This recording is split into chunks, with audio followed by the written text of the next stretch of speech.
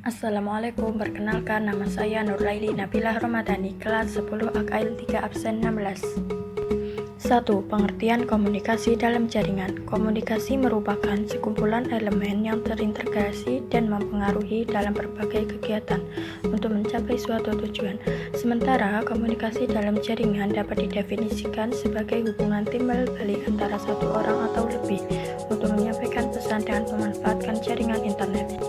Syarat utama komunikasi dalam jaringan adalah adanya jaringan online atau internet, sehingga hubungan satu orang dengan orang lain tidak terkendala jarak dan tempat.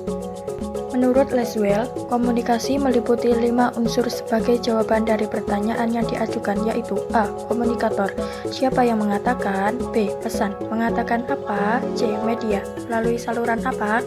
D. Komunikasi, kepada siapa. E. Efek, efek apa. 2. Sistem komunikasi dalam jaringan. A. Real-time system adalah komunikasi online yang proses pengirimannya langsung pada saat itu juga, saat data diterima dan mengirimkannya kembali hasil yang diproses ke pengirim data. B. Batch processing system merupakan komunikasi online pada beberapa user. Pemrosesannya dilakukan di terminal masing-masing user. C.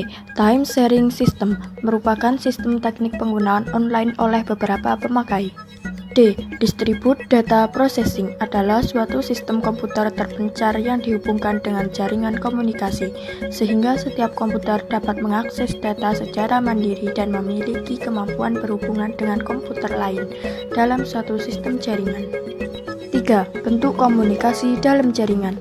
A. Text chat merupakan sebuah fitur, fasilitas, aplikasi atau program dalam suatu jaringan komputer atau internet sebagai media berkomunikasi dan berinteraksi secara langsung selama pengguna sama-sama terkoneksi dengan internet dalam bentuk teks.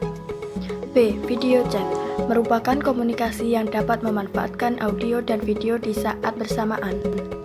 4. Macam-macam komunikasi dalam jaringan. A. Komunikasi serempak atau sinkronous merupakan komunikasi yang menggunakan komputer untuk berkomunikasi dengan orang lain secara serempak dan waktu nyata real time.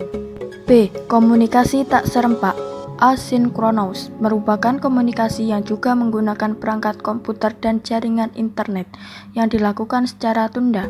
Maksudnya, si komunikan tidak langsung menerima isi komunikan tersebut. Contoh komunikasi tidak langsung. 1. Email adalah sistem surat menyurat dengan elektronik untuk mengirim dan menerima pesan melalui akses internet. 2. Blog merupakan bentuk aplikasi web yang berisi artikel, tulisan, maupun gambar pada sebuah halaman web. 3. Forum internet adalah salah satu fasilitas yang disediakan oleh internet di mana semua pengguna dapat berdiskusi dan mengungkapkan ide atau gagasan tentang suatu permasalahan. 5. Komponen komunikasi dalam jaringan. A. Komponen komunikasi data, yaitu A. Pesan, message, yaitu informasi atau data yang dikirim atau diterima. B. Pengirim atau sender, yaitu peralatan yang digunakan untuk mengirimkan pesan.